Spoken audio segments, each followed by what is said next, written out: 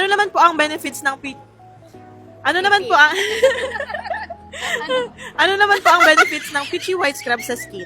It targets the dark spots or yung mga hyperpigmentations natin sa skin. Ang gumagamit nito usually yung mga meron talagang skin impurities and insecurity sa katawan nila na gusto nilang paputiin or enhance. Pag nasa mid-20s na tayo and up, bumabagsak talaga yung collagen production natin. So, all we have to do is to maintain the glow na meron tayo habang bata pa tayo. So, ang gawin natin, gumamit tayo ng mga moisturizing products. Of course, right products and right approach. Lagi ko yan sinasabi kasi kung maganda nga yung product pero di mo naman alam kung paano gamitin, wala rin namang kwenta. So, maliban sa mga dark spots na din-target niya, since it has goat's milk, so it supports our skin microbiome. At the same time, meron din siya mga anti-inflammatory properties, moisturizing and soothing effects sa skin natin. Talagang may kita mo na mo-moisturize and may skin renewal effect siya sa skin.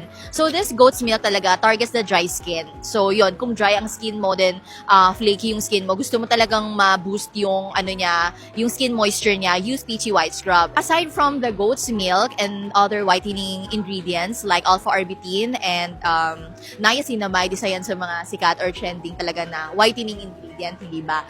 May kasama din siya mga fruit extracts. So, meron tayong camellia oil, tomato oil, grapeseed oil, na talagang for whitening din yung mga yan. Tsaka mga botanical ingredients yan. Kasi since ancient times, ang mga Japanese, mga Korean, ginagamit talaga nila is yung mga traditional way nila kung paano mapaputi by using flower pulp, yung mga ganyan, milk bath, yung mga ganyan.